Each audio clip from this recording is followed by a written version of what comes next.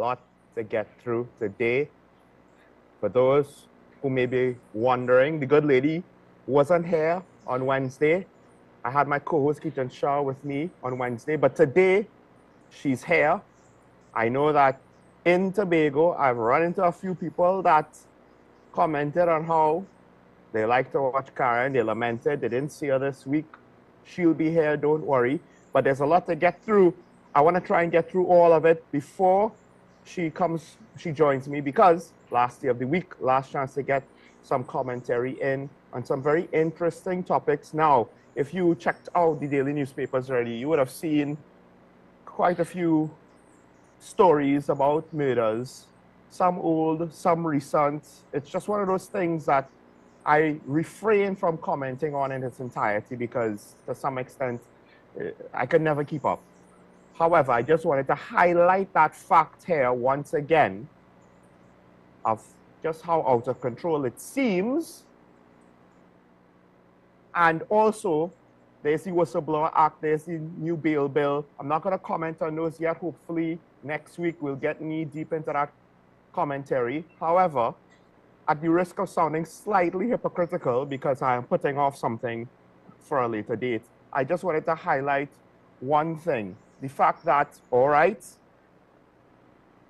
the steel pan is the national instrument of Trinidad and Tobago. And it has finally been declared thus, it needs to be proclaimed by the president, but it's passed in Parliament in 2024. We've been a republic for, I believe, 48 years, give or take, and we've been independent for over 60 years. And looking at it, it took 40-something years for us as a republic to proclaim the national instrument is the national instrument. One of the, I guess you could say, greatest international accomplishments. One of the things that we have provided to the world, we offered to the world, which the world has embraced around the globe, Europe, North America, Japan even.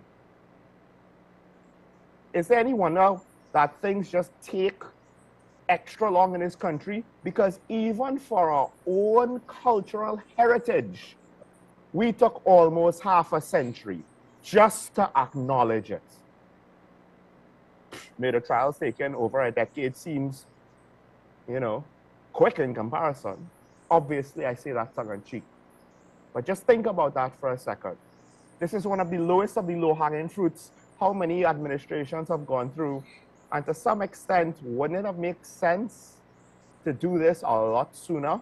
But I guess it just goes to show that arts, culture, and by extension, tourism was never a priority for those that work in the Red House and for other senior officials in our government. Because think about it. To some extent, it wasn't necessarily even on my radar that officially our government has not necessarily recognized the steel pan to its fullest capacity as it currently does now. The legislation is very simple. The pan is declared a national instrument, and the minister in charge of culture will report to Parliament on the promotion, development, and impact of the steel pan every 2 years. But shouldn't this been something that we had already? Then again, there's a lot that we probably should have that we don't. This one is kind of obvious too, but a lot of people will say, I'm making a mountain out of a molehill. Vision, mission, culture, these things matter. You just don't always see it. All right, with that said, we want to get through a lot today. Let's start off the daily review.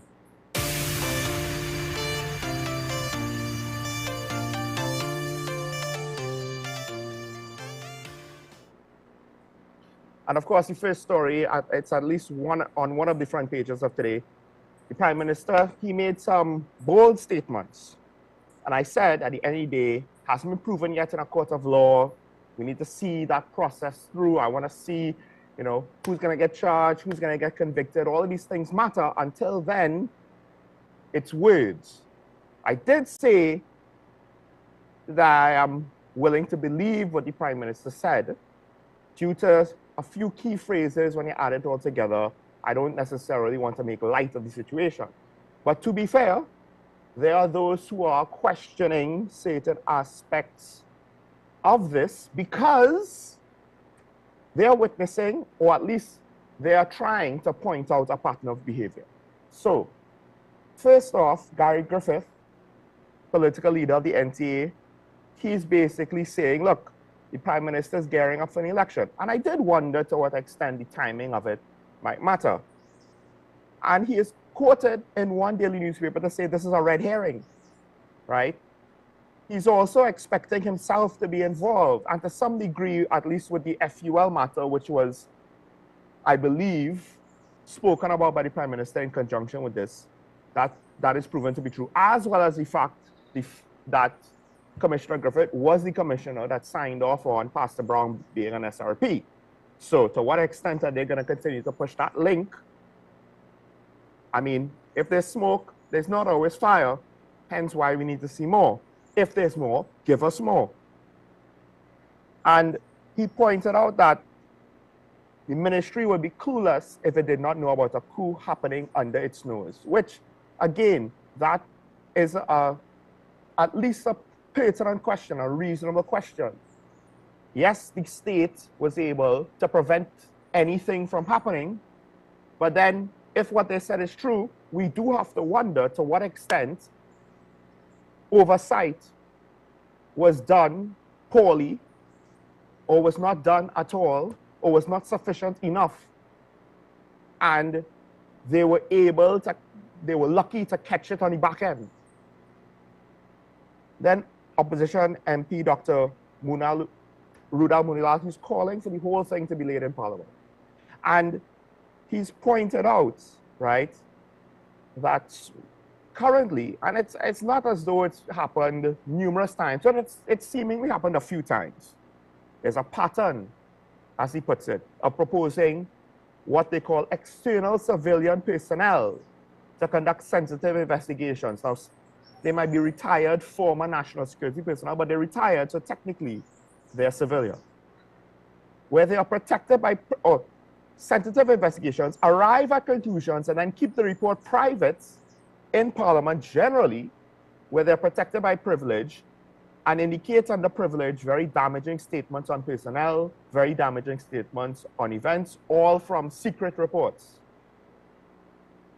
And it's an interesting pattern he's observing.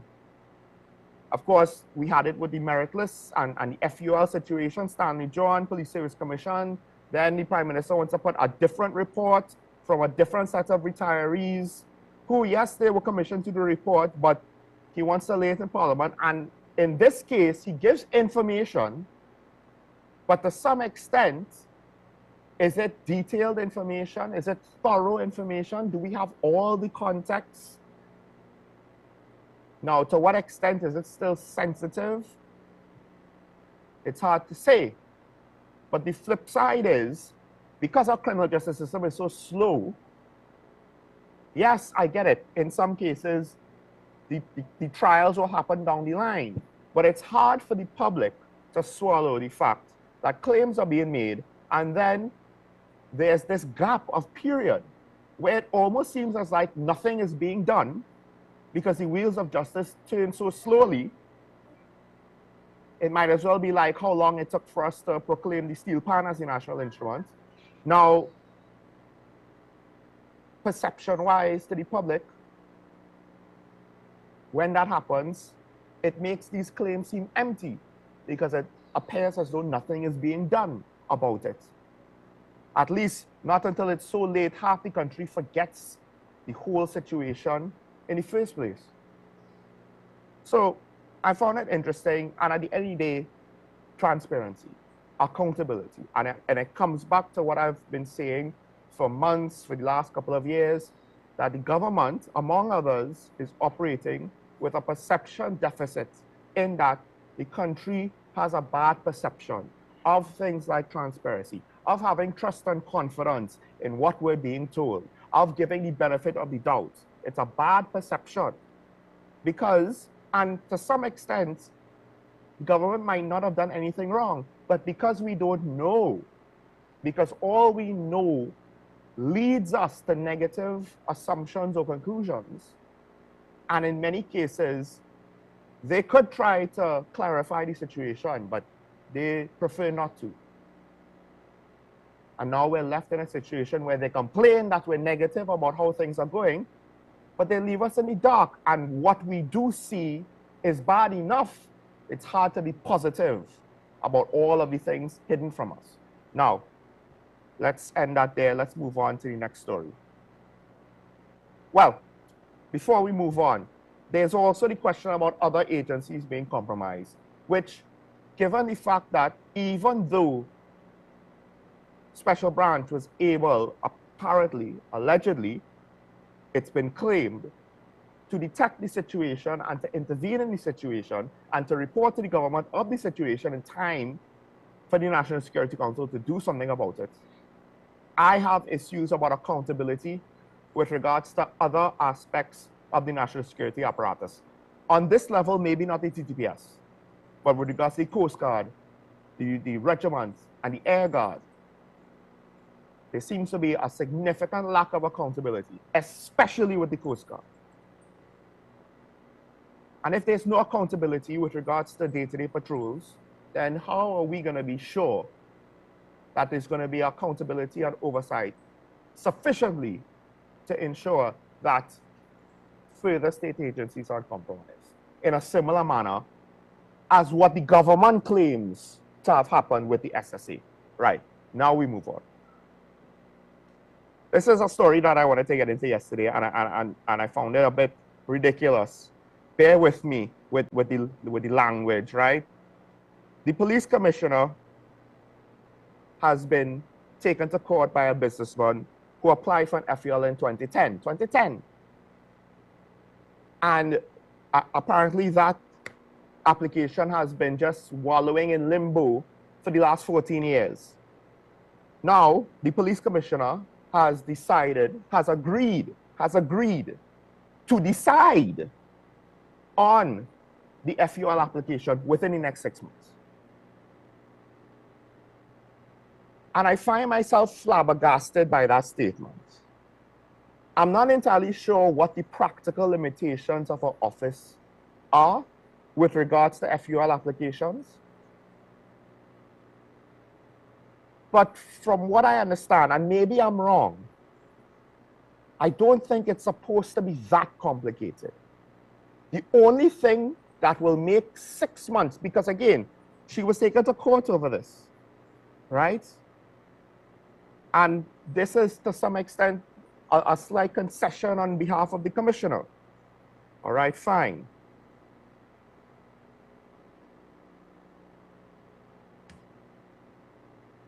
Six months. Is it that nothing was done with this application? Is it that you have to restart the process from scratch?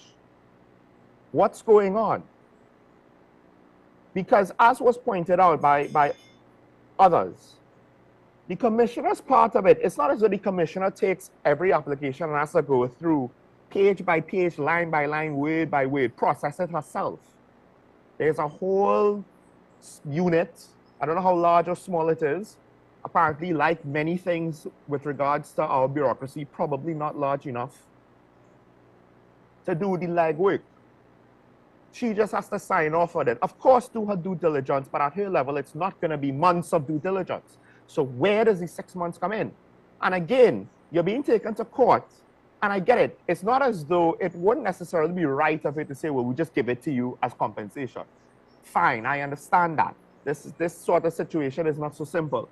But you have agreed to decide on a matter that has been delayed by 14 years for 6 months. It's an application form. If you said a week, 2 weeks, maybe even 6 weeks, I would think this makes sense. But 6 months, it almost sounds like if, yeah, we'll do it when we get to it.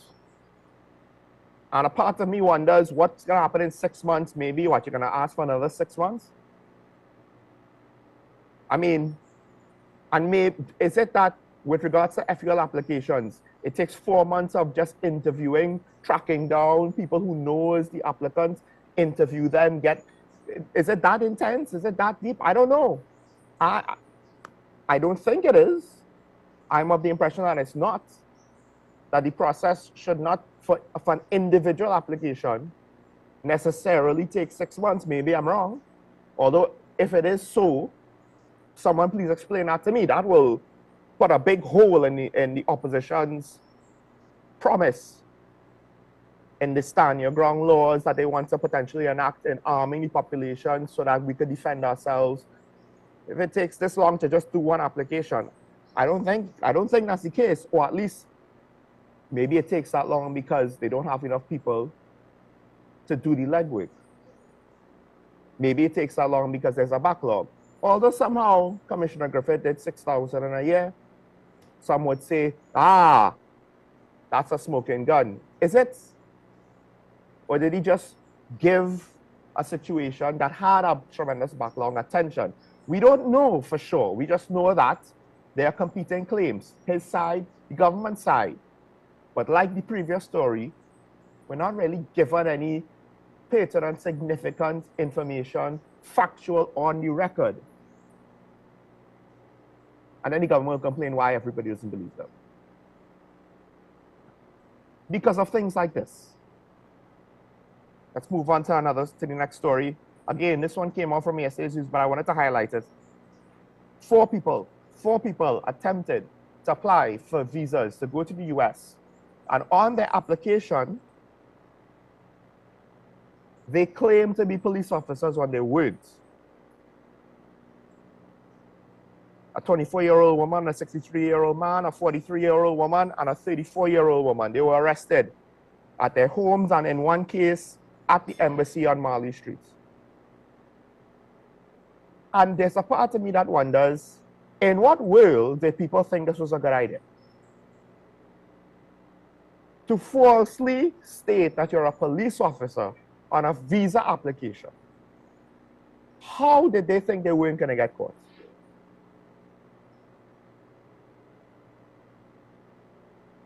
And then now I do wonder if maybe this is an example of what the expectations based on real experiences by our citizens are for our bureaucratic service, for our public administration.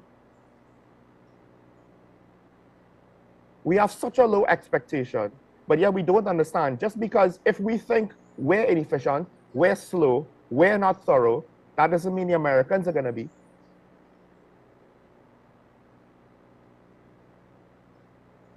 And to do it to a foreign nation. So, I mean, this is not something that the US Embassy could ignore. They have, I believe, a press release online about this. And just to reiterate the point, they have a travel advisory. I mean, it's updated 2nd of July. TNT is at the orange level, level 3. They're asking their citizens to reconsider travel. They are banning their officials from traveling in certain parts of Port of Spain at night. This is out there. Are we going to complain about what they're saying about us? Or are we going to realize, hey, we can't hide our reality to make ourselves look better to the international community?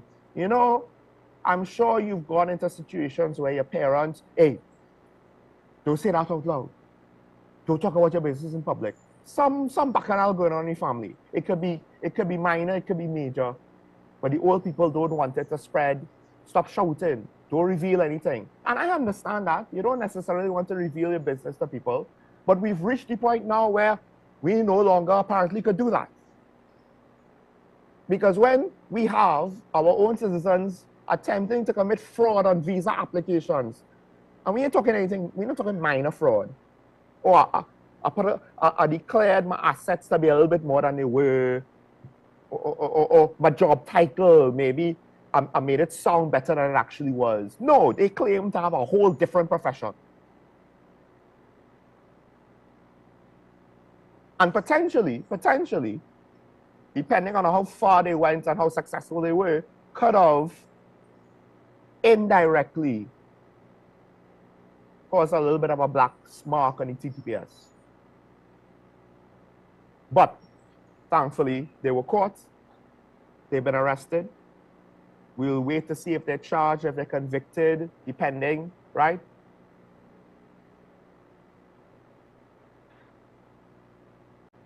I think the days of complaining about YouTubers making us look bad, if you ever thought that that was something to prioritize, that was going to be the thing that ruins our reputation and perception, or the perception that we have with regards to foreign travelers, I think you're kind of missing the mark. All right, last story. This one from today, speaking about people who claim to be cops. So there was a former cop, and this situation I find is interesting, slightly complex, and a bit disappointing.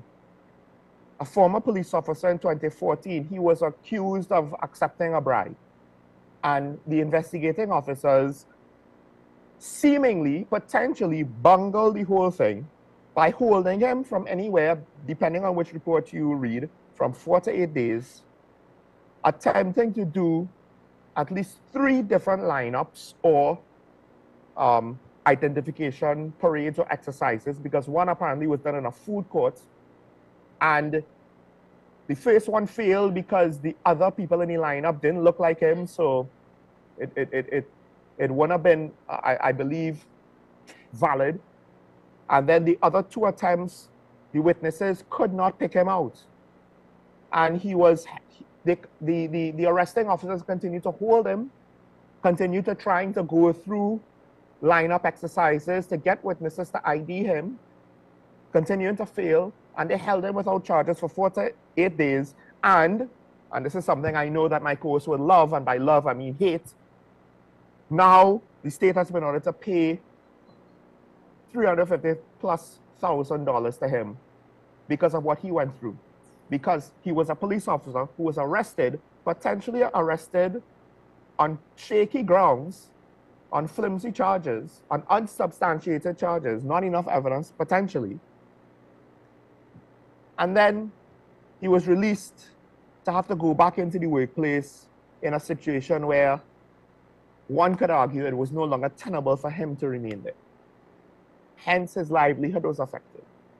I'm not saying that we should go easy on cops and they should not face the full brunt of the law if and when they do bad things. But like all citizens, it has to be done responsibly, because even if he wasn't a police officer, even if he was an ordinary citizen with an ordinary office job, to be arrested and publicly have it known that you are arrested will probably impact anybody's reputation, even if you get off. Because while I like to say that the standard is innocent until proven guilty, the court of public opinion is fickle, and it could go in whichever direction it wants to go based on emotions, preferences, biases, etc. But this situation not only speaks to an investigation being mishandled poorly, but ironically, it's something that I find interesting. The police, I mean, people wonder, how could the police police themselves? Well, look, in this case, it seems as though one police officer may or may not have been overzealous or bungled an investigation into another police officer. All right, let's take a break. Hopefully the good lady is here. I know she has a lot that she wants to say. We'll be right back after. Stay tuned to Talking Points.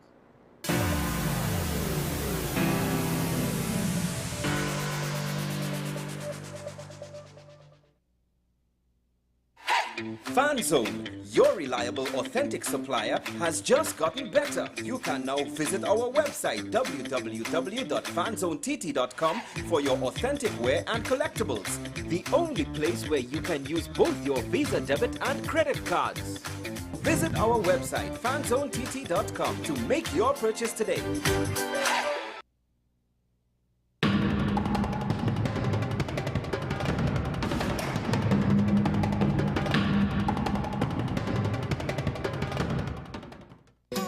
Take some time for yourself or spend some time with the family at Sandy Point Village Hotel. Enjoy our various studio and suite apartments, self-contained with their own kitchenettes and Wi-Fi. We also have our famous 100-foot swimming pool and our beachfront restaurant, The Steak and Lobster Grill. And our location in Crown Point puts us near the center of activity from the nylon pool to the local nightlife. Call us and make your reservations at 639-8533, 389-2378 or email us at sandypointvillagehotel@gmail.com.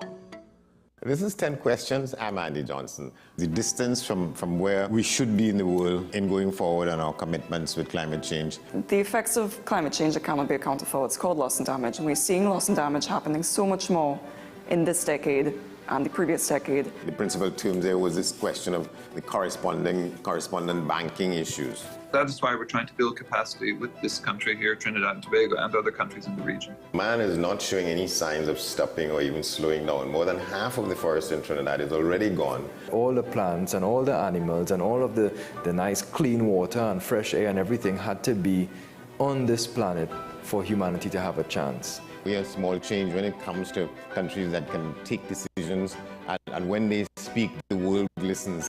The General Assembly is a very democratic forum. And Trinidad and Tobago has the same vote as Canada, in spite of the obvious difference in size.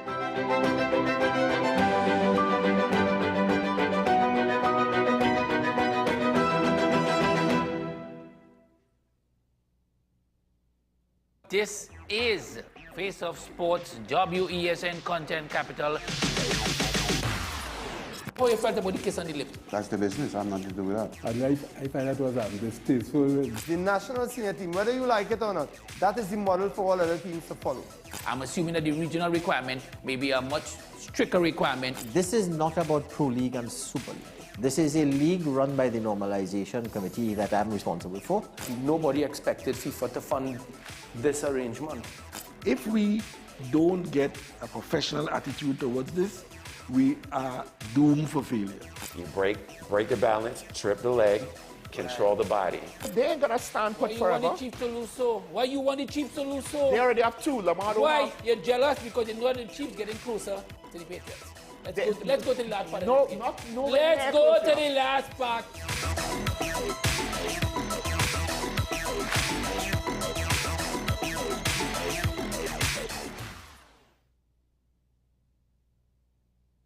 We are tackling the hard-hitting topics, some controversial topics, some topics we sweep under the rug. You don't always have to forgive in a relationship for it to move forward. If it is you are in a situation where you forgive the person, but to the detriment of yourself, what are you really doing? It is very uncommon for somebody in the younger age group to have dementia. Atheists don't not believe. Is that I can't disprove God, but you also can't prove God, so we kind of at a stalemate. We'll focus on the woman who's being the victim, right, or the man who's being the victim. We exclude the children. Folks are trying to study the underlying brain mechanism to figure out how does this particular disorder happen in the brain? How is the brain processing this? Don't worry about AI, worry about humans working with AI. Are you willing to learn new skills to stay relevant for the future job market? That's the challenge that people are going to struggle with.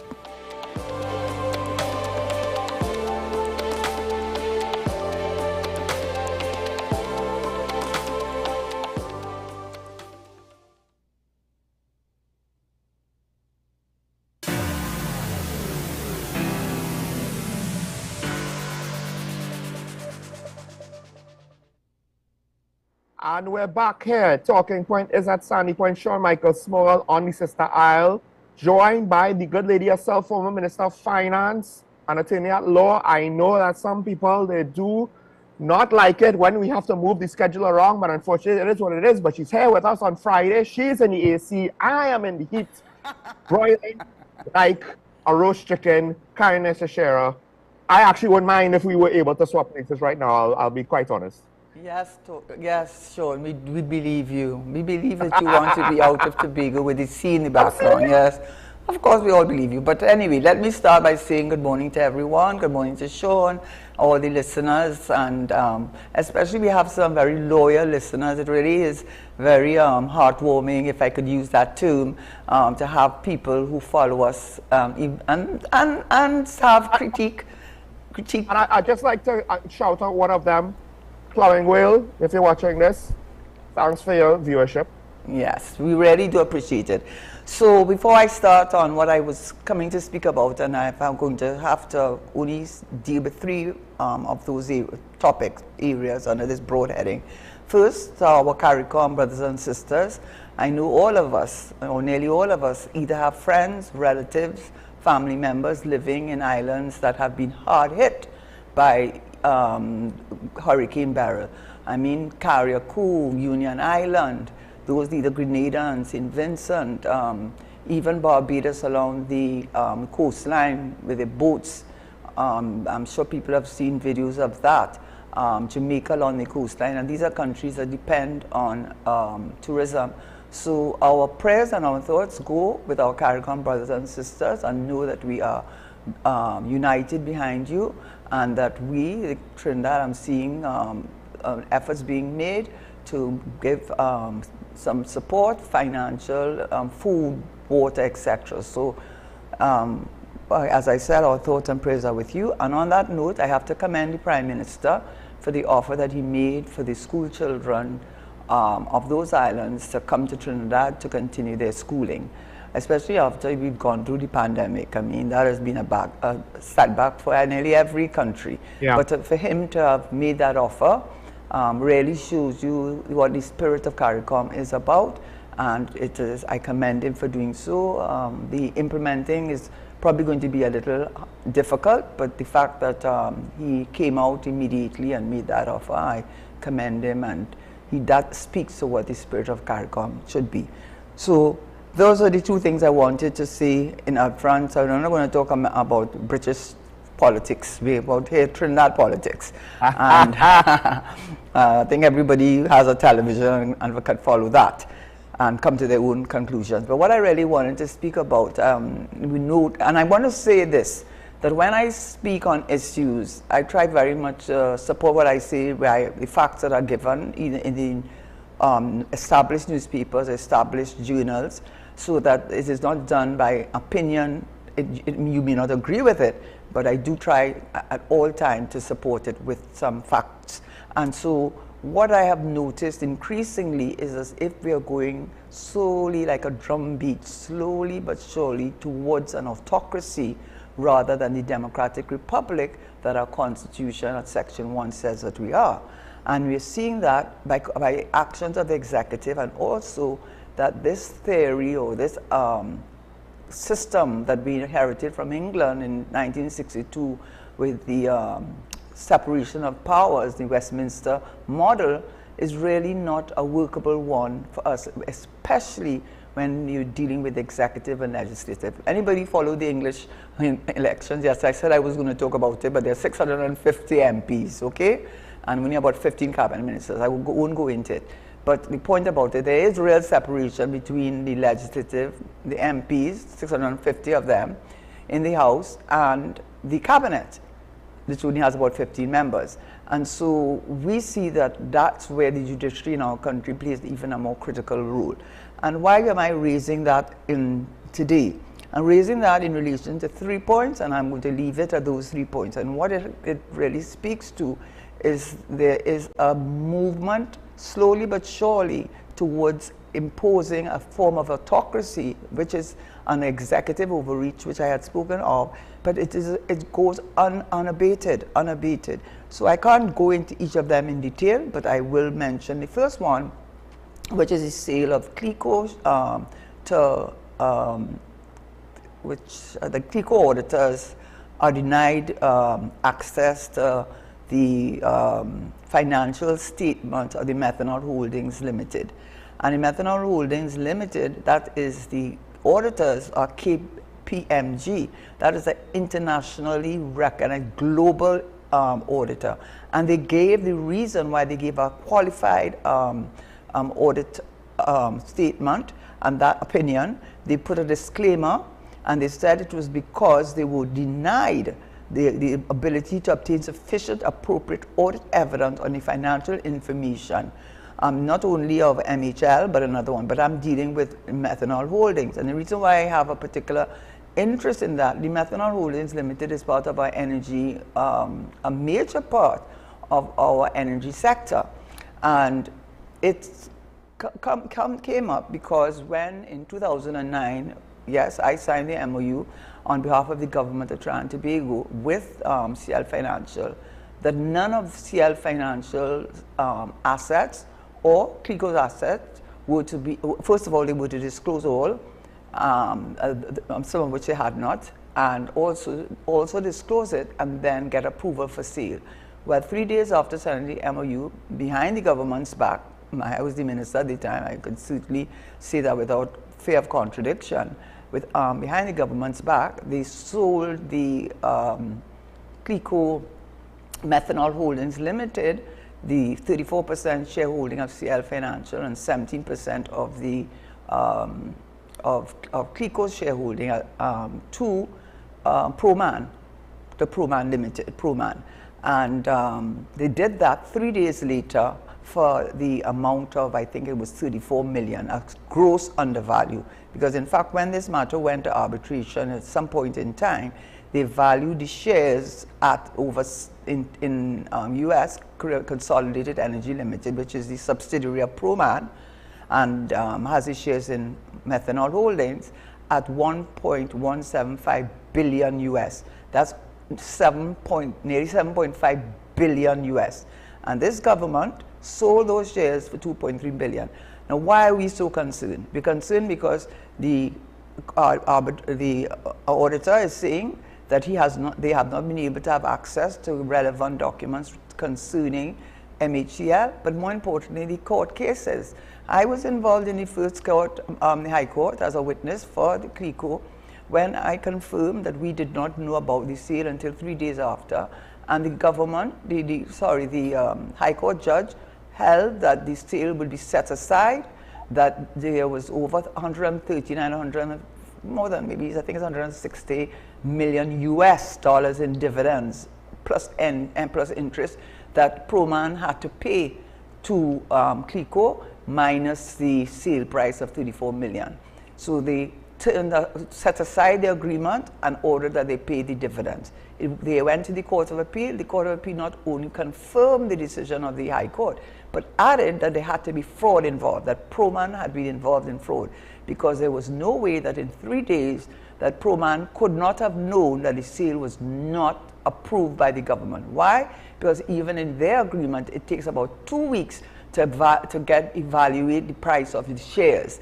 And in 3 days, you were able to determine the price of the shares. And they said it was a deal that was done in fraud and in bad faith.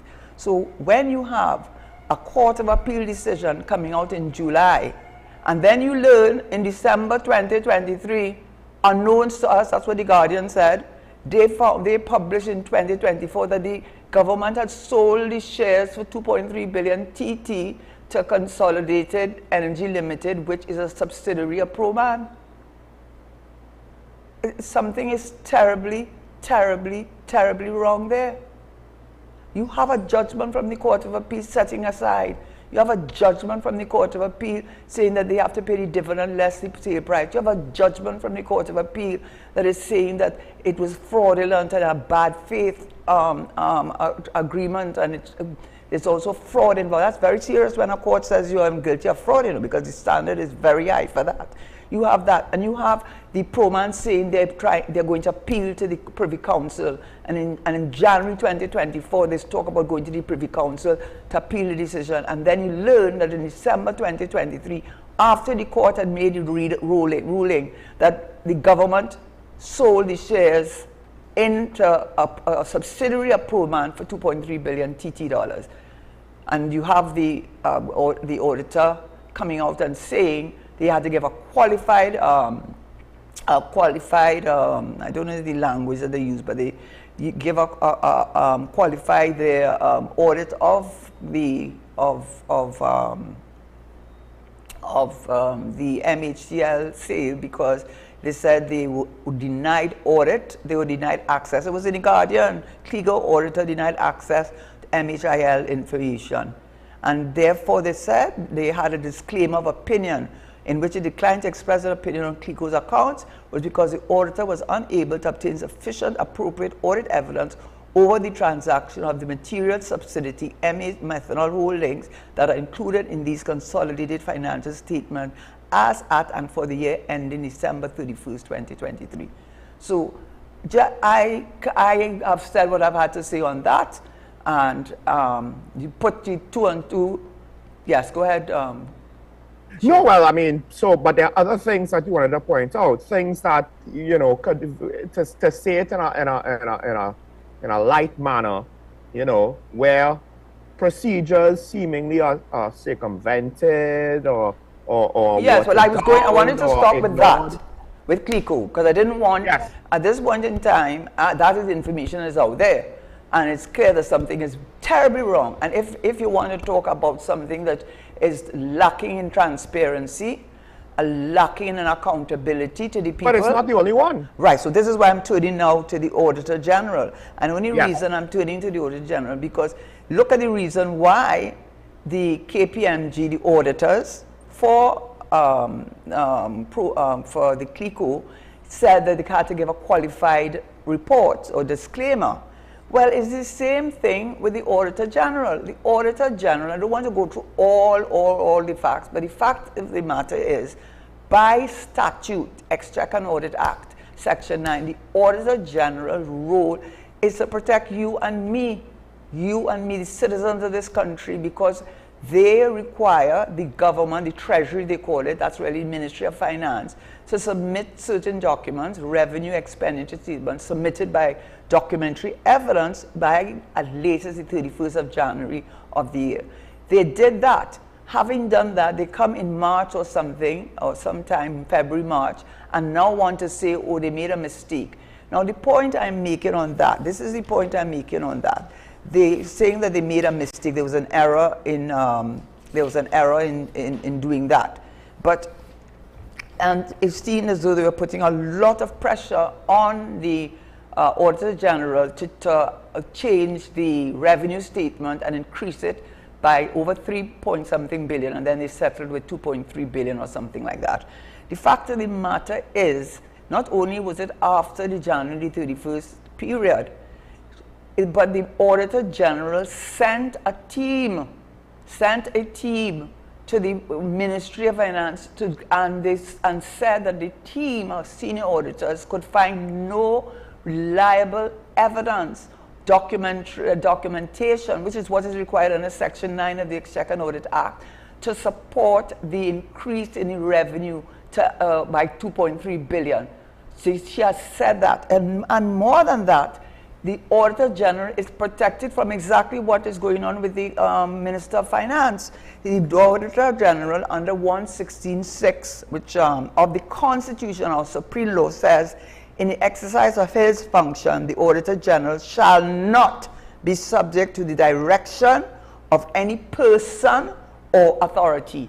But what does he do? What does the Minister of Finance do? He sets up a committee, an audit committee, and he appoints, selects the cabinet. I shouldn't say the minister, the cabinet. Well, I know he's behind it. But the cabinet sets up a committee. And what are their terms of reference? These circumstances that led to the understatement of revenue of public account. So he has made a conclusion. He already said, she told you that she sent a team. It's not an understatement. It's correct. But the circumstances that led to the understatement of revenue, that's what should be done to avoid it in the future, and the efficacy of the clearing system that the central bank set up. So he's already coming to a conclusion. So the Auditor General went for judicial review. And the judicial review is where you are saying that a body, and in this case it would be the cabinet, has overstepped or they acted ultra vires beyond the powers that they have.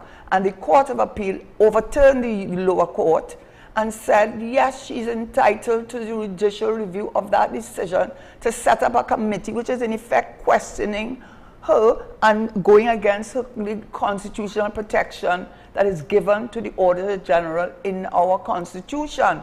And they said that, in fact, which all lawyers know that, in judicial review, the threshold is pretty low. And the reason is they do not like to shut you out of the court. They want the matter to be heard and ventilated.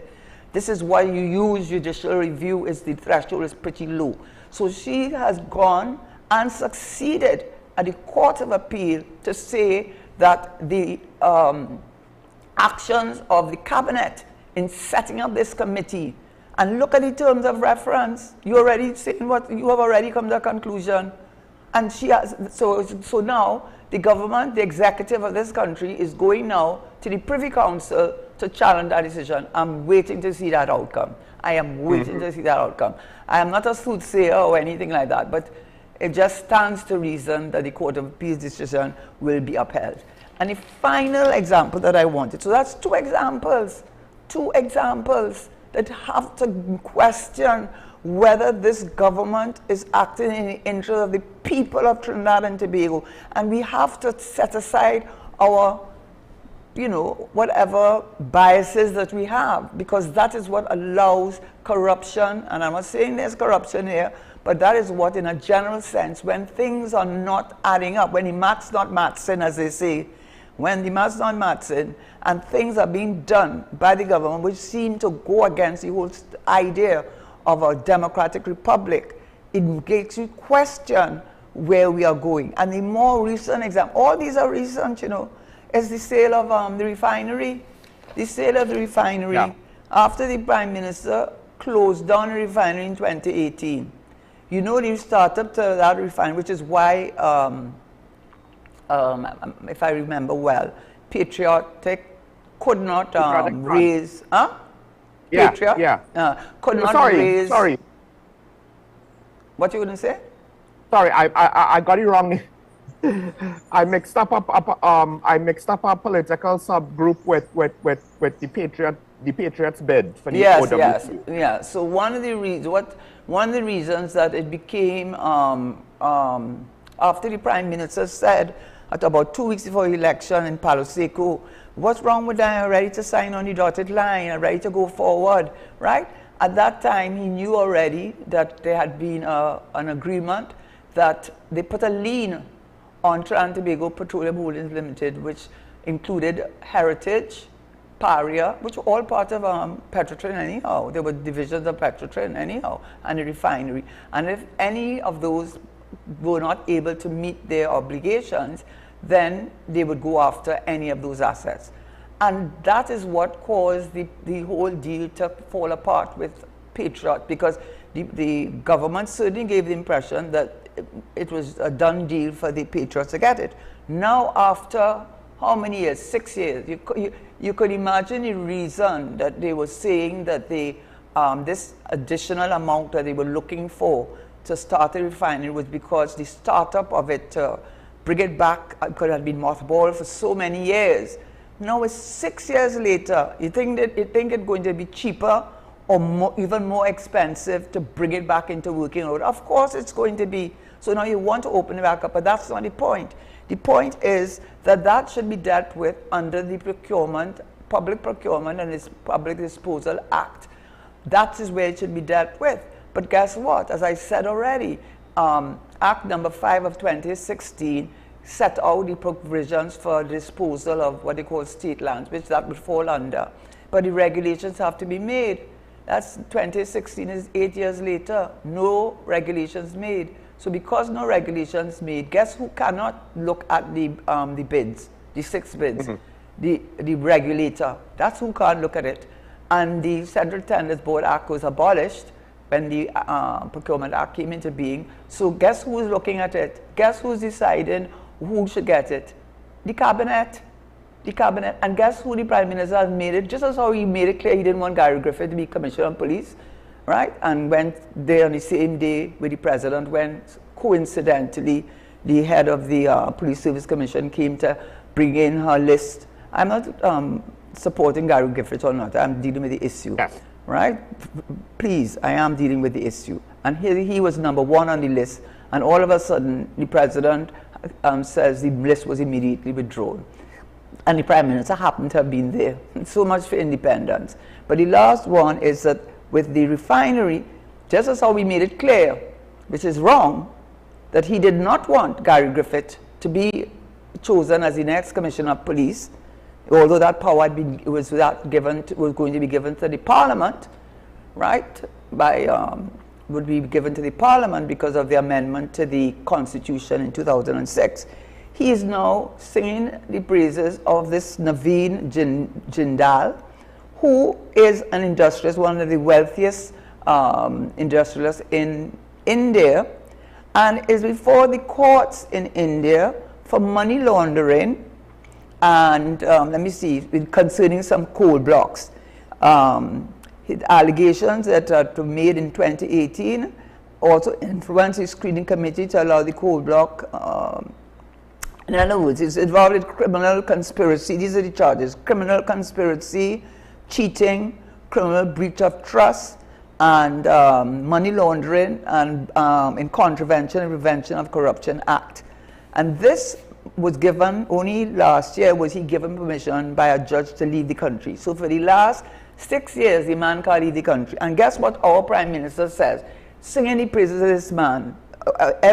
He defends, a week ago, Raul defends Jindal, June 26 visit as his possible interest in purchasing refinery.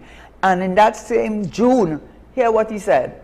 Prime Minister Raul reported as being totally unaware that Naveen Jindal was before the courts of India fighting corruption charges. So you know, if the regulations have not been made, so the procurement regulator cannot consider the bids.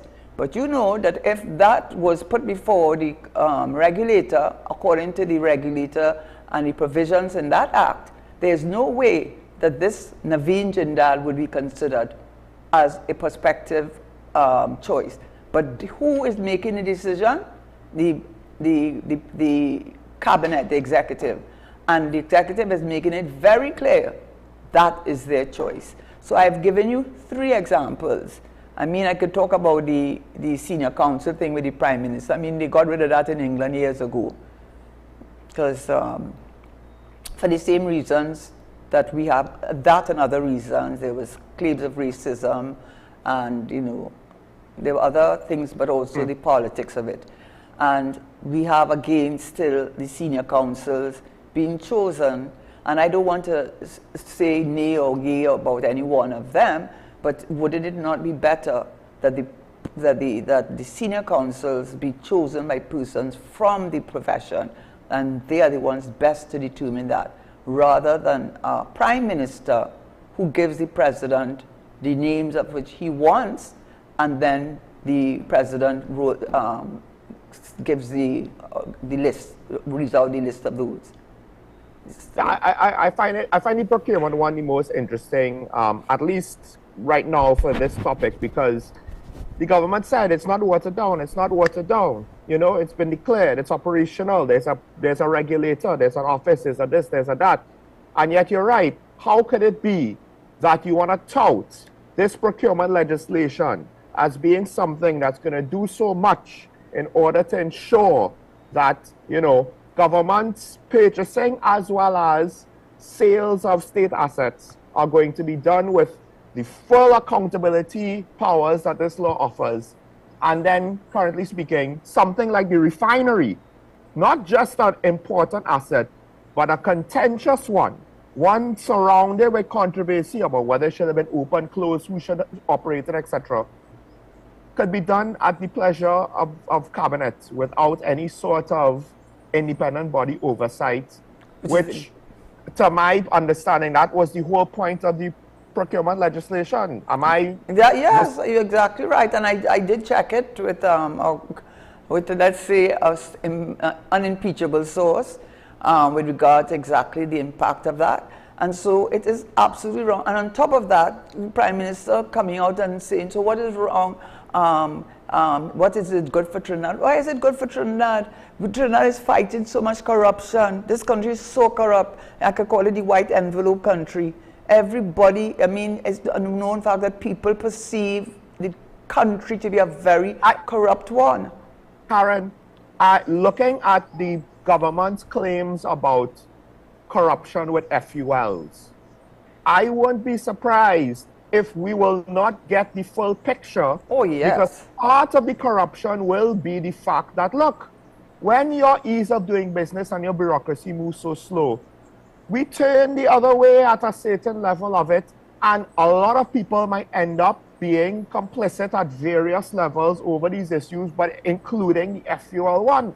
And I won't be surprised that some of it will be left in sealed documents that won't be revealed, because they don't necessarily want to actually clean up the mess. They just want to look as though they're cleaning up the mess, and they're going to give lip service. But when we operate in this kind of, you know, loose, unofficial kind of attitude, we leave the doors open for corruption. And the politicians, I think, procurement is an example, but you've given us multiples. But yeah, but I think it's not that way. I don't think it's by chance, you know. This is it, you know. No, that's just my opinion.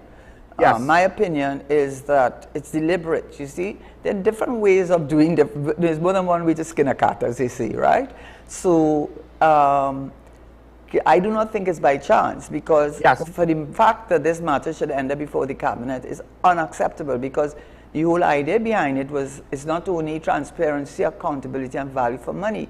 And the fact that the Prime Minister is touting this, and the cabinet is being involved in this. The cabinet is involved with Paria. I mean, cabinet, 2 years later, more than 2 years later, the same Paria, at least at the board level, how are they the ones to determine the compensation? It's just, it's just mind-boggling that what is happening in this country is an autocracy.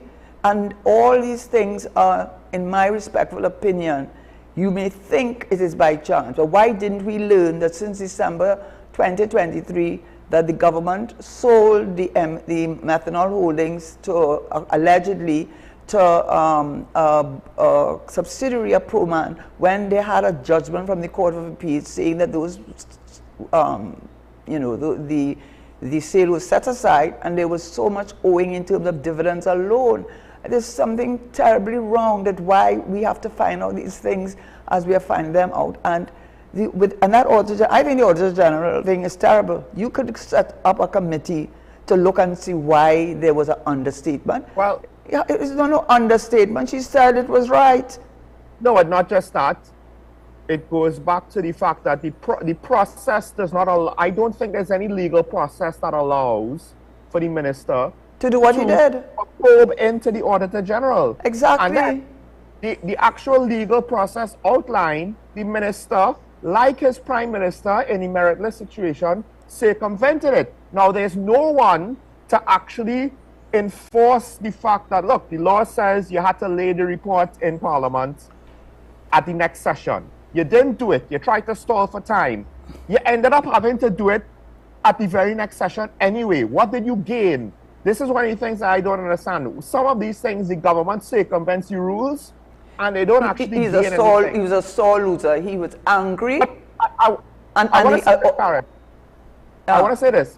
My issue with politicians is, I don't think all politicians are corrupt. I hope but in not. something like this, obviously the corrupt ones are not going to do anything to close all the loopholes, right?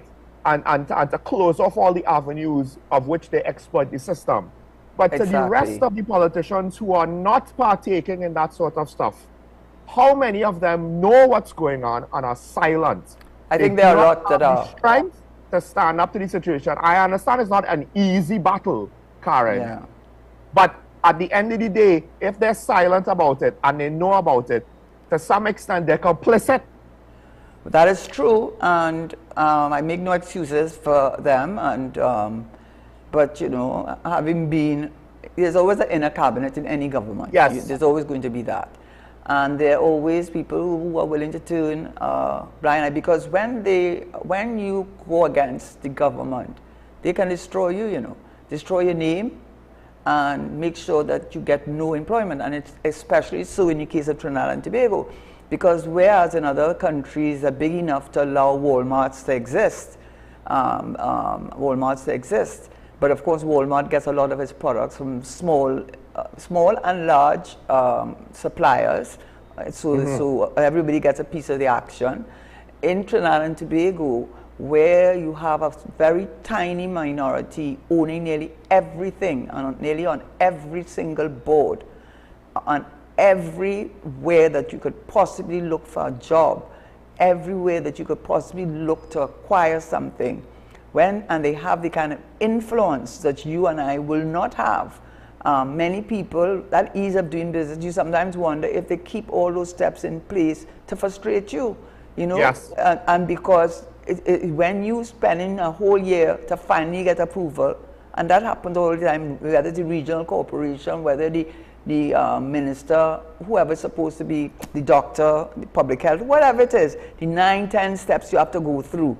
And then some people get the next day approval on the table, you know? Yeah. So you sometimes think that the system is set up in a way to facilitate that, and that cannot work in a small country like ours, because when you, using your example, one of those ministers decide they're going to challenge that.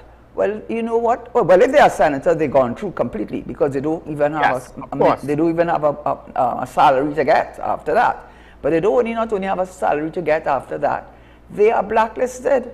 They are blacklisted, and they know that. And it doesn't affect only them. It affects their children. It affects their family.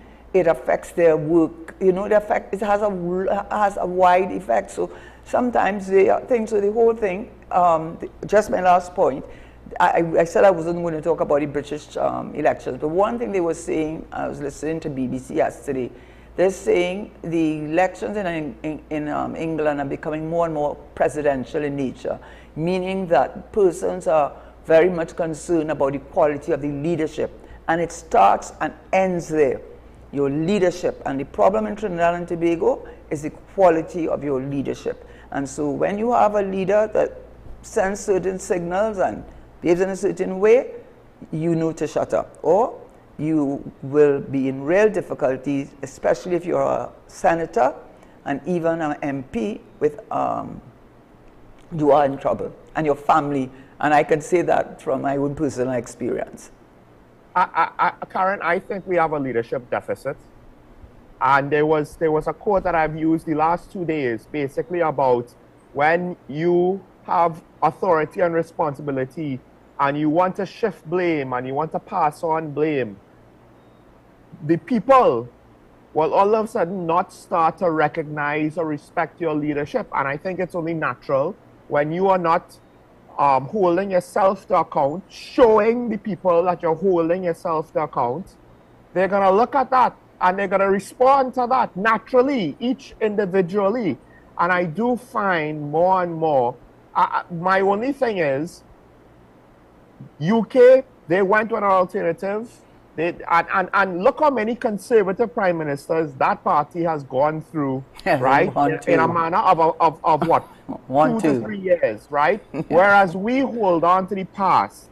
We lament, oh, Rowley is this and Kamala is that. But then the parties themselves have no incentive, apparently, according to the membership, the few that vote, they're afraid, to move on they're to a new leader in order to improve their position. And I don't know what that says about our society, that we're so disengaged to just allow this to be inflicted upon us. I think a lot has to do with the size of our population, because even the, I was looking at this from, not the Hayatali report, but the Wooding Committee report. And one of the main points that they made was that transferring the Westminster model with the separation of powers, especially executive and legislative, even judiciary they mentioned, is really not suitable to countries as small as ours, because a lot of people will not stand up because either they're looking for favoritism, they do not want to get on the wrong side of the government, and because everybody is so interconnected, whether by some form, that they fear being blacklisted. And countries do it, by the way. I mean, we are not the only ones that do that, but it becomes even more so when you're in a small country, and where, in my respectful opinion, this government has allowed a small minority to own nearly every single thing in this country. And if they own nearly every single thing in this country, in every different area that you could think of, you leaving their one job and looking to try and get a job in another area is the same people you're dealing with, and you get blacklisted. And that has a lot to do with it. It has the size of our country and the fact that the most things in most areas, whatever it is, I don't want to be more specific than that, are owned by a small minority who sit on every board, and we are really, in a way, have gone backwards. We have gone backwards. And I just want to end this here, and we'll take a short break before we open up the phone lines. Let's not forget that with regards to human trafficking, the United States still maintain the point, based on their report this year, that senior government officials are involved. This is the end point. It starts off with favors and favoritism, then it gets low-level corruption, and then all of a sudden, some people believe they're untouchable, and then you have a foreign government having to be the ones to say, well, you know, in this transnational crime here, we believe that senior officials are involved, that senior officials, and no one is moving against them. Because they're afraid. And I don't mean for afraid for their life, you know. It may be that, I don't know. But I can't say. Yeah, well, I don't want to go down, you know, I don't want to be that. But they're afraid because it really does mean that they have to lose their jobs, lose their living. And it doesn't affect them alone. They have spouses, they have children, they have family members affected by those decisions because of the size, as I said, and because of the ownership that we have in this country. I think that is the major problem. And this government has been very much part of that. Looking at the other way with the sale of the refinery and wanting to give it to somebody who is before the court in India for corruption and all of for some coal blocks, and you're going to give him the refinery to work. So you wonder, what are you doing then? What you doing? You are reinforcing the corruption in this country. I mean, it's just so terrible.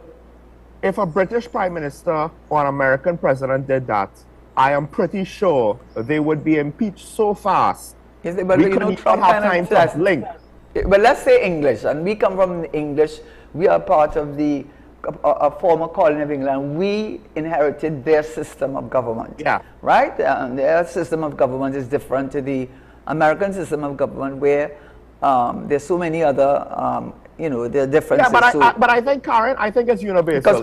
Because Trump would put a lie to what you just said. Yeah. If you as a head of state will engage with a businessman on a major deal, and this businessman has allegations of corruption in his own home country, I don't know if you could sell that to your public in another country. But you didn't see what the Supreme Court said? The Supreme Court, which is loaded with Republican judges. I mean, I wouldn't use America as a good example, to tell you the truth. No, it's not about, well, all right, we'll leave that alone. Yeah. I don't want to go there. Let's take a break. When we come back, we'll open up the phone lines. Last chance of the week to get your comments in for anything that we've spoken about in the week. Of course, we said a lot today, but stay tuned, folks. We'll be right back after this. Sure, Michael Small, Karen Nash, share a WSN Talking Point. We'll be right back.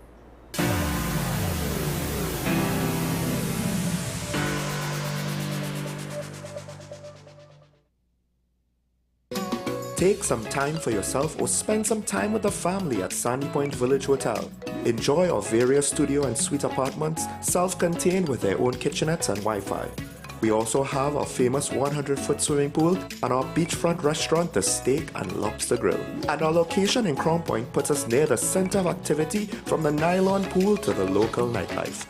Call us and make your reservations at 639-8533, 389-2378, or email us at sandypointvillagehotel@gmail.com.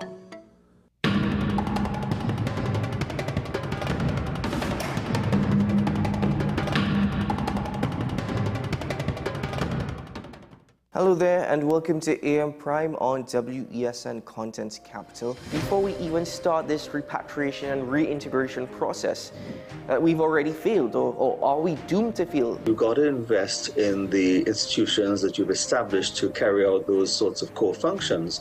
We now get into the regional updates to give you an understanding of what's happening across our neighboring islands. We have available a number of films that are worth sewing. So it was day one when the French Revolution started to develop the concept of universal human rights. What happened this time is unprecedented. It's one of the largest terrorist attacks in history. Let's welcome Carl to the program. Carl is over there, next to sir. Hello, Carl.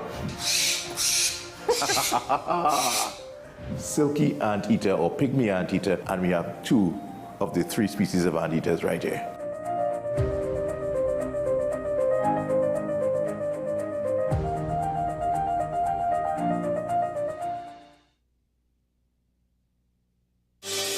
Join me, Dr. Nalini Kokram, on What's Up Doc, where we discuss all your burning questions concerning health.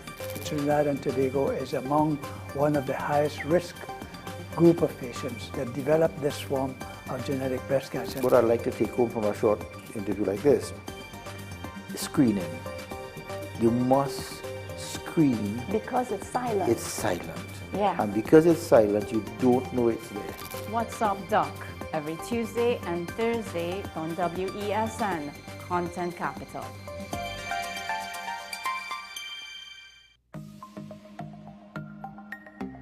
Knowing how to tell authentic is as easy as 1, 2, 3.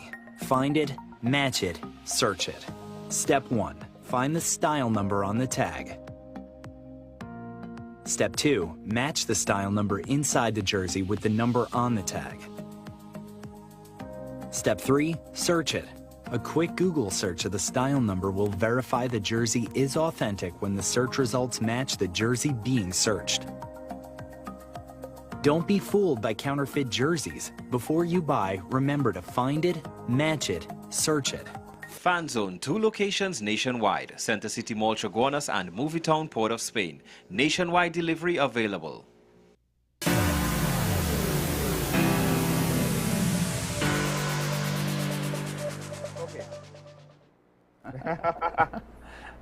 The conversations, as always, off air, folks, they're compelling. But it's time to have some conversations on air. Sure, Michael Small, Karen Shishera, we are here to take your phone calls. You can ask questions, have your say. Last chance of the week. Of course, we just went through start of the week. We had a hurricane. We had some interesting things come out of Parliament. We saw Parliament actually come together and pass a bill or 2 to fight crime. Not necessarily without concerns or contention. So like I said, we'll get it. I myself will dive deeper in that later on next week.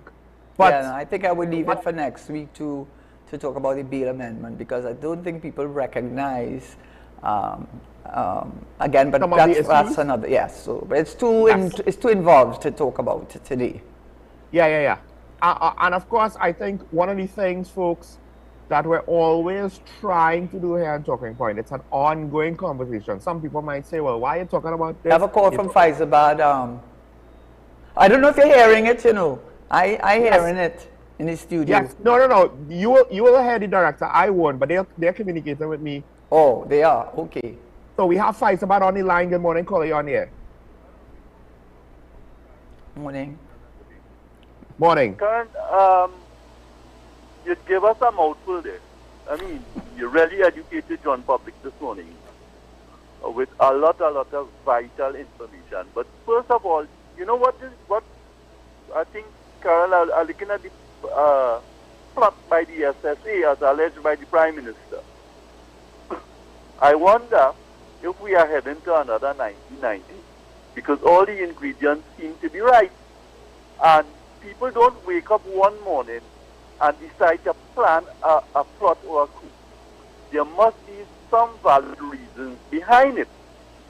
You know, so it has me a little bit worried with respect that people are now seeing and understanding what is happening in terms of corruption or alleged corruption by this regime and the autocratic way that they are behaving.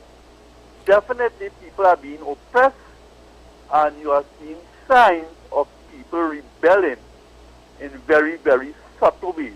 The other side to that is I wonder if the Prime Minister is just making up this story as he has accustomed to do it, to take away from the reality of what is taking place and have people distracted. You know, he's very good at orchestrating little scenarios. You know. I could never forget Emailgate and how effective it was.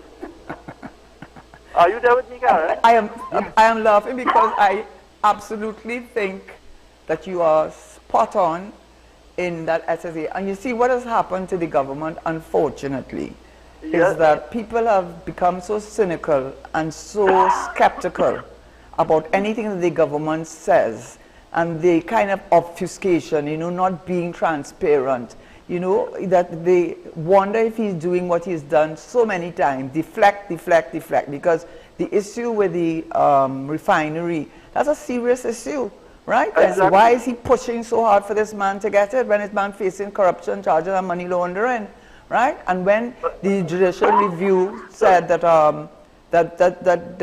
setting up that committee was ultra vires, she was entitled to have it relooked at. So I think this SSA, I don't think government hands clean. I'm sorry, Mr. Prime Minister. I'm sorry, but I don't think your hand that we're getting the full story. Hello. Quick. Hello. Yeah. So what I'm thinking, I remember 1990 when we have the introduction of the VAT and the taking over the cola and the refusal of the help of the medicine. Those were some of the stimulus to send the thing where it went, you know, Karen. And I've seen similar traits happening. So I'm sorry, I hope we don't reach there. Thank you very much.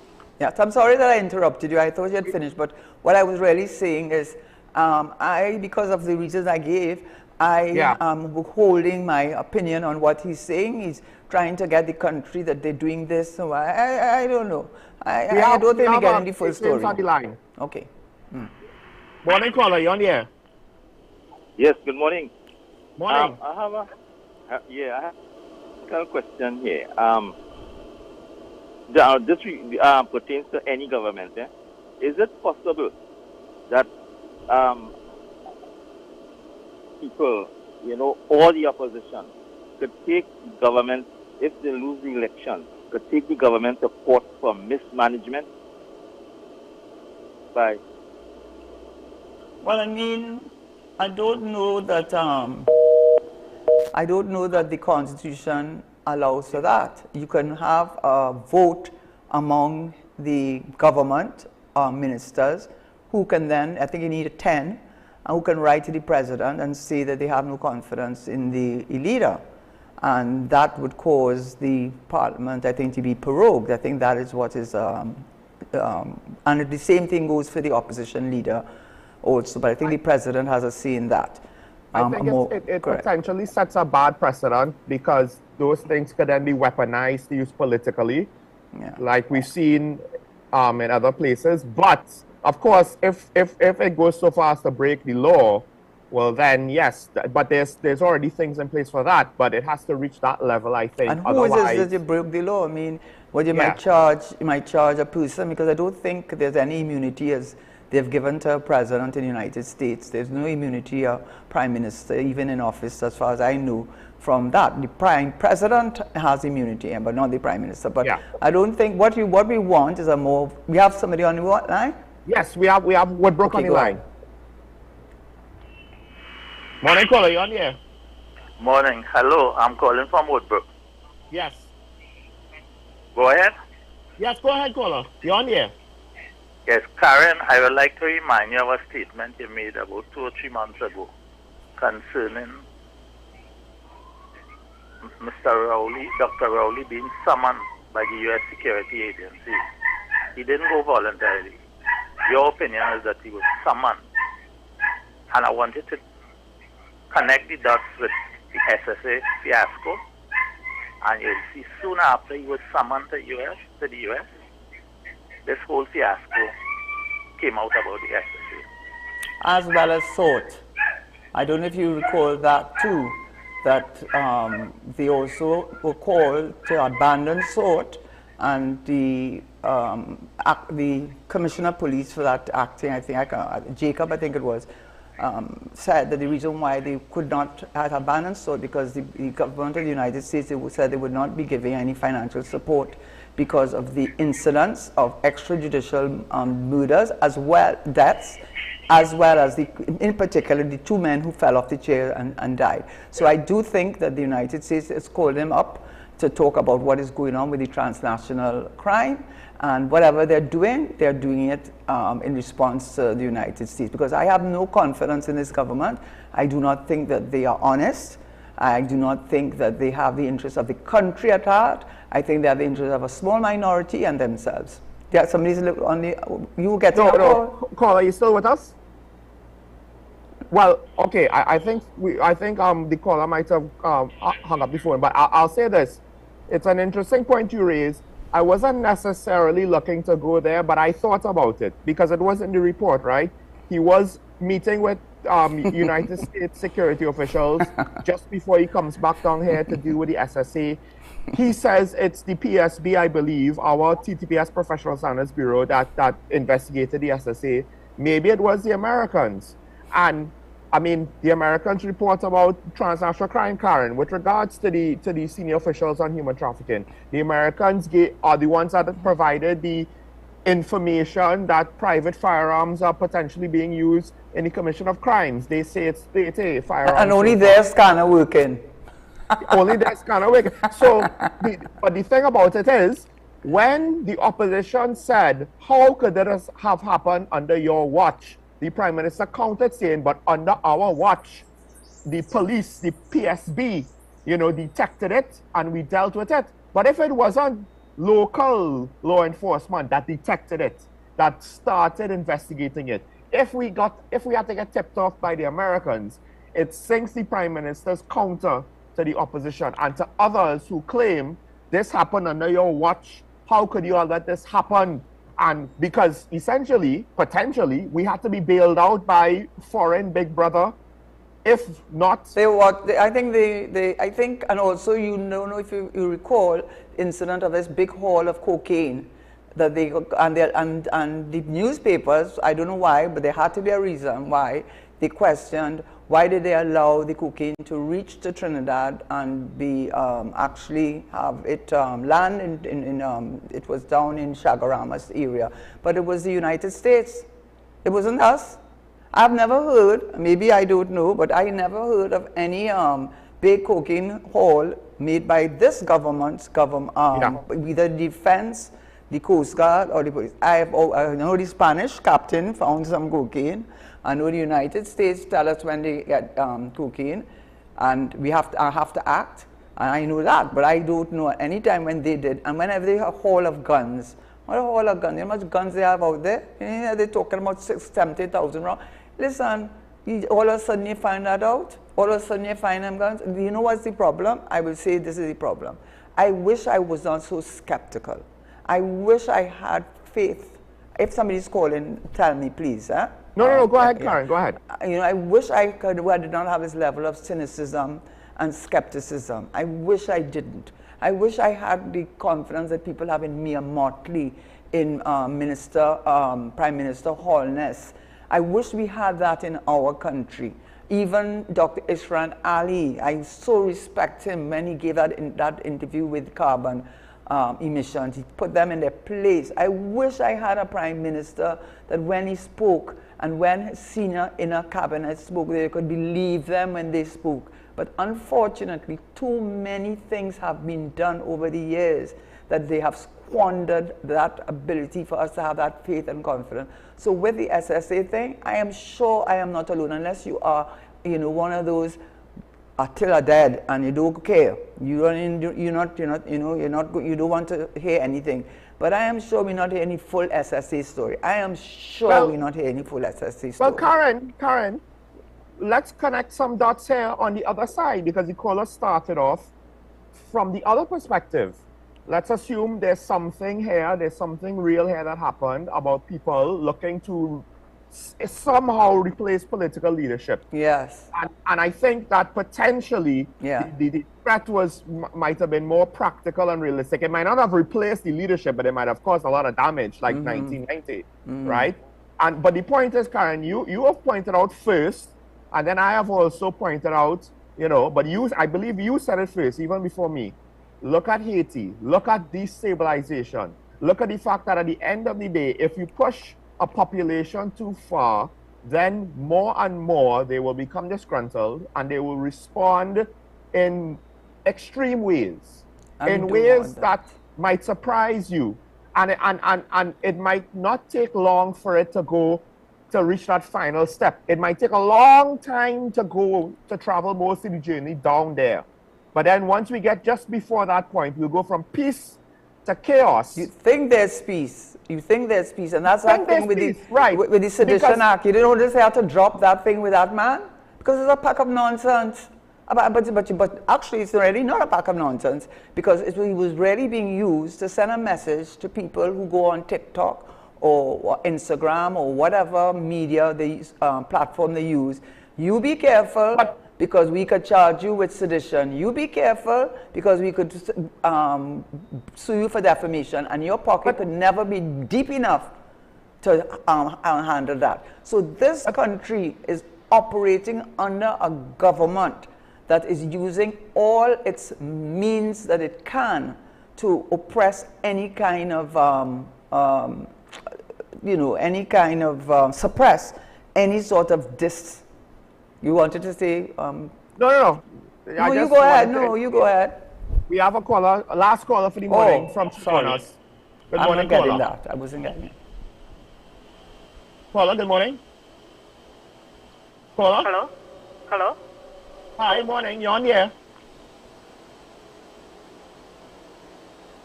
Caller, you there? Yeah, yes. Yes, go ahead, caller. You're on the air. Do you have a statement or a question? A question. Just wanted to get Mr. Sherrill's view on the opposition leaders saying government of getting rid of state lawyers with changes at AGLA. Okay, I just asked to get Mr. Sherrill's view on the opposition leaders saying that government is trying to get rid of state lawyers with changes at AGLA. The government is trying to get rid of the Attorney General at AGLA. No, state law. Oh. Yes. That was in the Guardian newspaper yesterday. Okay, I didn't read it, but what is it exactly she was trying to allude to? What was she saying? What was she trying to say? That you understood that she was trying to say? So go on. With changes with AGLA, okay, I'm bringing up the report now. Okay. Accused the government of seeking to get rid of dozens of lawyers within the Office of the Attorney General as it moves to make changes within the AGLA's civil departments. The restructuring of the civil law department, according to the Attorney General, arose out of the now infamous court case where the missing file prevented the state from putting in a defense with regards to the Naipaul Kuhlman murder trial. So the malicious prosecuting case coming out of the Naipaul Kuhlman murder trial. So it seems as though they're looking to restructure the civil law department of but what they're really saying is that they obviously believe that lawyers within the department had a hand in that. And that they're using the word, which I mean, they'll have to use that language, because obviously they have done their investigations and have come up with some names, because you have to understand within the Attorney General's department, having taught at both at the law school and the faculty, many Trinidadian students, there are going to be those who support either one of the parties, and many of them are scholarship winners, and it's easier to get a job in government and so on. So the point being that it seems to me that what they're indicating is that they feel that they've found who it is responsible. But I think that's just an excuse. They have they're using that as an excuse. As I said, I would have to look at that in more detail, but I will end by saying that I have such a high level of skepticism, and the Attorney General has caused that too with the Miami thing, and then when the Auditor General came to him, which she is required under the Exchequer and Audit Act to come to him, and then saying that he only gave permission for her to get a legal opinion, and then saying after that she has to pay all her legal charges, acting as though he's fighting, and she's a public officer. She's a public officer. You're fighting against a public officer who's there to protect you too, Mr. Attorney General. When you have an Attorney General that has made so many questionable decisions, it's difficult to have confidence as to the motive. motive of all of those in the inner cabinet. All of them. Starting with the leader. And that situation with the Auditor General, Karen, I think... Yes. There's so many examples. But that's unbelievable. You know why it's unbelievable? You know why, sorry, you know why it's unbelievable? It's like a little spoiled child. I mean, that's just how it came up to me. But the thing is, right, and that's the thing, the situation with the Auditor General, I still go back to the fact that it wasn't managed properly. It's almost like if they don't understand what the difference is between private business and government, public business, right? They don't make the switch in their brain in how they're supposed to operate. And then now with regards to the restructuring of the Office of the Attorney General, I won't doubt that there's mismanagement there, but part of it comes from the fact that it starts from the top. Look at the central bank governor, he had to sue them. He sued the Minister of Finance, the state, and won his case Karen, I think when you say that you know, you don't have trust or you don't have faith, I think people need to understand, because we've pointed them all out individually, and at times we have mentioned maybe 2-3 examples at a time. But when you look at the last 2 to 3 years, there's probably a dozen controversies that in another country could have potentially been enough to cause a change in government, to cause a snap election, to cause a no confidence motion, something of the like. Honestly, I really do believe that. And you know, it is not personal. I try to look at what the developments, that thing with the senior counsel. I mean, there's no law that says the Prime Minister can't do it, but my goodness gracious me, since England, and I'm not saying we have to follow, we have to follow others, but it looks so bad because so many of the persons that were appointed, I know people don't feel that they deserve it, right? And then there was a special ceremony, I think for 5 of them. And I will say publicly, I don't know all 5, so it's not a thing on all 5, but I could definitely say that Derek Delson deserved it, and Keith Scotland deserved it. So you see, I just want to be fair. Keith Scotland is one of the top criminal lawyers practicing before the criminal bar. He may be an MP, but I know that he deserved it. But how about some of them who were not honored? There were 5 honored. So take that and understand the message that was being sent. And I think it's just so terrible. We need to live transparency and accountability, because that's not what this government has presented to us. I think I'll offer up one last thing. There is not enough professionalism in the political class for members of parliament. There's not enough professionalism. It's a basic thing that would have gotten, some of their behavior would get people fired in their private jobs. Some of their behavior in parliament, where they are given the title honorable. And notice I purposefully just about never, almost never say honorable anybody. I do that for a reason. I think a lot, and I'm saying it because I was in politics directly, you know, so I think it informs, or whatever word you'd like to use. I think the reality is that it is that this country is being controlled by a small minority, and the government has allowed that to happen. And as a result of which, people are afraid to speak out. And that is what happened. With that, folks, we will end the show on that note. I know it's not the positive message that a lot of people want to hear. Yeah. Okay, maybe we'll have a little positivity in a second. But first of all, thanks for our callers for calling in. And of course, the good lady herself, Karen, thank you for joining me once again. Yes, you're welcome. I'm always happy to be here. And see you next Wednesday.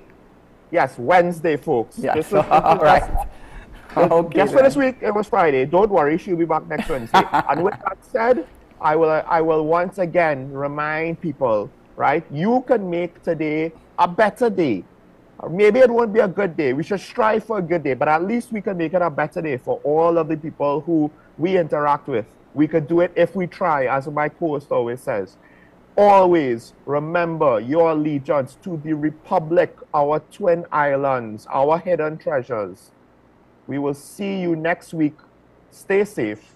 Bye-bye.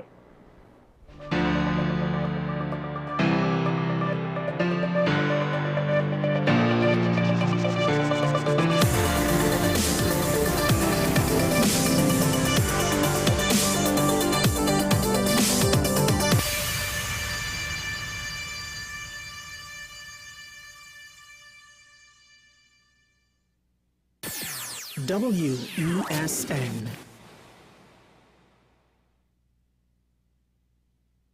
This is 10 Questions. I'm Andy Johnson. The distance from where we should be in the world in going forward on our commitments with climate change.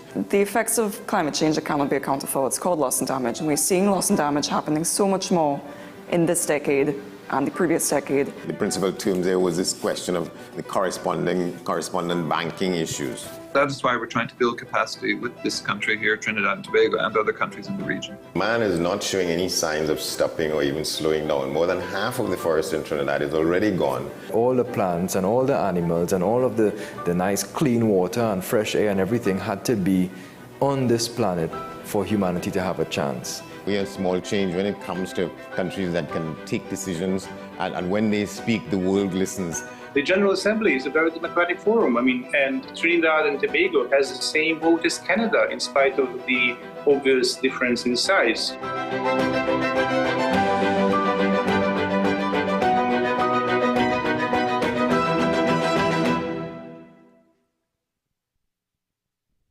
This is Face of Sports, WESN Content Capital.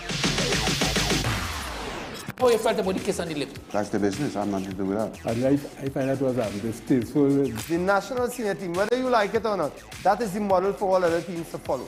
I'm assuming that the regional requirement may be a much stricter requirement. This is not about Pro League and Super League. This is a league run by the Normalization Committee that I'm responsible for. Nobody expected FIFA to fund this arrangement. If we don't get a professional attitude towards this, we are doomed for failure. You break the balance, trip the leg, control the body. They ain't gonna stand put forever. Why you want the Chiefs to lose so? Why you want the Chiefs to lose so? They already have two. Lamar Why? You're jealous because you know the Chiefs getting closer to the Patriots. Let's go to the last part. No. Let's go to the last part.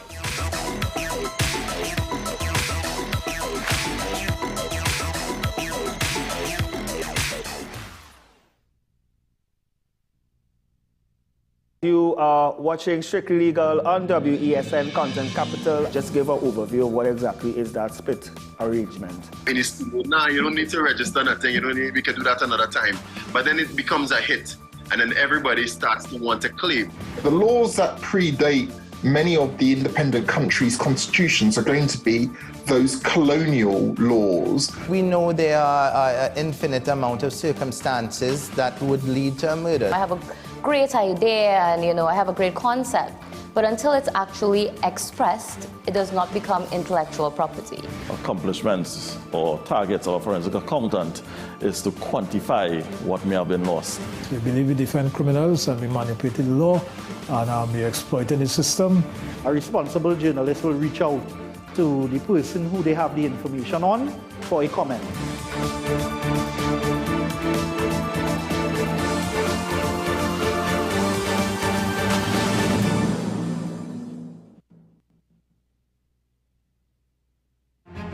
We are WESN, the premier platform for Caribbean content. WESN, covering West, East, South, and North. WESN, we entertainment, sports, and news. WESN, available on Greendot 7, Amplia 118, Airlink 17, Bmobile 107, Digicel 21, ICNTT 105, and Flow 110. Connect with us at WESNCC or stream online at www.wesncc.com. WESN, your premier platform for Caribbean content.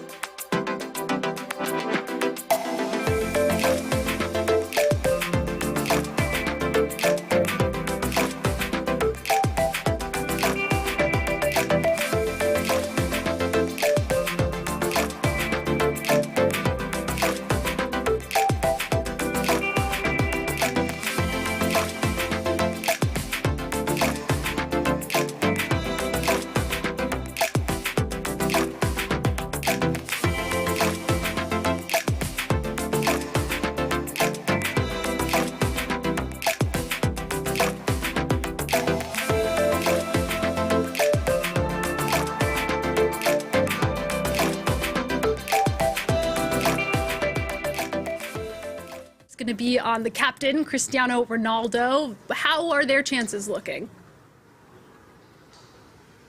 All eyes on Ronaldo. They always are when Portugal play. But the 39-year-old's had a really disappointing tournament so far. He's yet to score. In fact, he missed a penalty against Slovenia in the last 16. They've got no injury worries. It looks like they'll be unchanged. It'll be interesting to see how they play against the French. Portugal have actually had the highest average possession in the tournament so far with 65%. So it'll be interesting to see if they try and recreate that game. They've had goal-scoring worries of their own, though. They started off really strongly in this tournament. They scored 5 goals in their first 2 games, but in their last 2, they failed to score, and they snuck past Slovenia in the last 16 after drawing 0-0, and they won on penalties. So Portuguese will be hoping they can find their goal-scoring form again, and of course they'll be looking towards captain Ronaldo. In terms of past meetings, the last time these two sides faced off was at Euro 2020 in the group stage. That game finished 2-2 with Ronaldo scoring twice. Going back, everyone will remember that Euro 2016 final that you touched on earlier. Of course, Portugal shocked France in that day in their own backyard, winning 1-0 to claim their first ever international trophy. So France will be desperately hoping to avoid a repeat of that. This one kicks off in Hamburg at 9 p.m. All right, and Leo, just very, very briefly, a quick word about that other game taking place today between hosts Germany and Spain. Yeah, interesting, actually. We just talked to a couple of German fans. They said this should be the final. For them, it's the 2 best teams left in the tournament, Germany, Spain. So that kicks off at 6 p.m. And actually, German legend Lothar Matthäus came out earlier. He said, whoever wins that will win Euro 2024. All right, well, we'll be keeping a close eye, of course, on both of those games. Leo, thank you so much for that update from the European Football Championship in Germany. That's Leo McGuinn from our sports desk. And that brings you up to speed with our top stories here on France 24. But stay with us if you can. More news coming up in just a moment.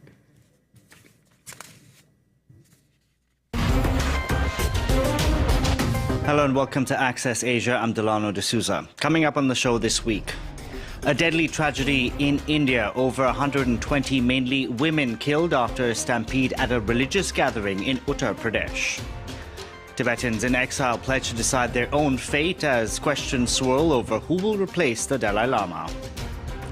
And the balloon proxy war between North and South Korea affecting aviation. At least 100 flights impacted around Seoul in recent weeks.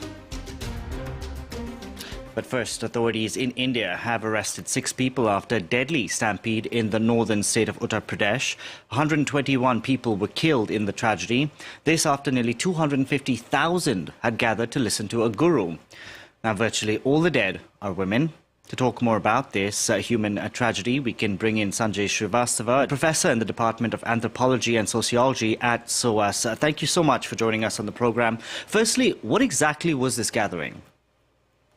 Thank you for having me. This was a gathering, a religious gathering, as is very common in many parts of India, where gurus are very popular, and it's very common for them to hold a satsang, which is a religious gathering where the guru comes onto stage, gives a speech, usually explaining, using religious terminology, tries to suggest the kinds of powers that he has to solve people's problems.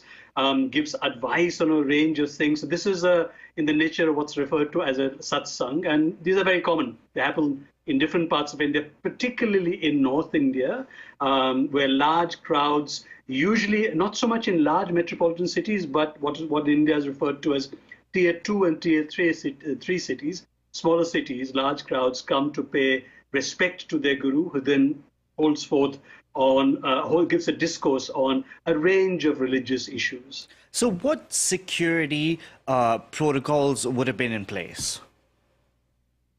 Well, there are reports that there were sufficient police, but these are extraordinarily large gatherings, and I would say that, as happens in most of these religious occasions, a lot of the security would have been private. That is the security that's employed by the Baba's organization, the Guru's organization itself. So the police in most parts of India are stretched as it is in terms of kinds of roles and duties they're asked to perform. So I would say that the security here, in terms of official state trained personnel, would have been limited and certainly not adequate to the task of looking after crowd management in terms of the kinds of crowd that have been gathered at on this particular occasion. Sanjay, would there be more security to keep the guru safe or to keep the people safe? Yeah. That's a good question, because I think, in the Indian context, the security-related bureaucracies are very poorly trained. They're not really trained in terms of crowd management. They're trained in terms of crowd punishment. So even where there are large crowds and, the state police force is deployed in order to manage the crowd, it tends to react to the crowd in a manner that actually may panic the crowd. So it is very much a punishment mode through which the police and crowd management bureaucracies operate. So I would, and it is very common in many of these contexts that the official crowd management forces tend to act in a manner deploying some amount of violence which actually panics the crowd rather than calms it down. And that is, I'm not saying that's what happened here, but that's certainly, I would say, the case in many such on many such occasions in different parts of the country. Why were there women, mainly women, that were at this event? That's also an interesting. It's a good sociological question, or something of social interest, because many such gurus attract a very large number of women followers, and the reason for that is that increasingly, as lots of social and economic change happens in India, women continue to find themselves relatively constrained, in very traditional structures of family, and they seek they seek some kind of mentor in terms of advice as to what should they do under this all the changes happening around the world. Sons and daughters are maybe working somewhere else, the husband not giving them enough importance, they don't have income. What should they do in this changed environment? And the gurus in India, many of the gurus have emerged as these kind of self-help personnel. So while the middle classes can go to psychologists and psychiatrists, for poor people, and especially women who don't have access to these medical or paramedical kind of facilities, their self-help personnel are religious gurus. And it's particularly interesting to think about the gender dimension as to why do women go to them. It's because also men may have greater access to other kinds of public help in terms of seeking advice. Women don't. And their easiest access is to religious gurus. Interesting point there. I just want to ask you, in 2022, if you recall, in South Korea on a Halloween night, there was this deadly crush that happened. A year later, authorities did everything in their power to prevent that from happening again. Will authorities in the state of Uttar Pradesh, you think, learn from this horrible tragedy? That's a $1 million question. I mean, because any crowd in an electoral democracy such as India is also a political occasion, right? Politicians realize that gurus are also powerful in terms of the possibility of mobilizing votes in their favor. So even now, while the FIR, the first information report, the police report that is filed when a crime happens, does not name the guru himself. In fact, he's untraceable as of now, it seems. The people who've been arrested are low-level functionaries who organize this particular function. So it's not clear to me, given the strong connection between political leaders and gurus, and politicians often shield gurus because they are, after all, they can mobilize, they can influence voters, saying, vote for such and such politician.